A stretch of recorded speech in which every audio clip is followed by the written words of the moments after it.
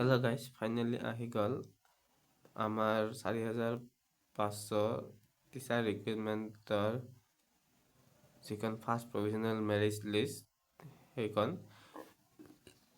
ইয়াতে আপোনালোকে আপোনাৰ চিলেকশ্যনটো হৈছে নে নাই সেইটো চাব পাৰিব। ইয়াৰ বাবে আপোনালোকে অফিচৰ ৱেবছাইটত গৈ তাতে প্ৰভিজনেল মেৰিট লিষ্টত ৰেজিষ্ট্ৰেশ্যন নাম্বাৰ পাছপৰ্ট চাব পাৰিব। তাৰ কাৰণে আপুনি যিকোনো এটা ব্ৰাউজাৰ খুলি তাতে যিটো অফিচৰ ৱেবছাইট তাতে গৈ কিনে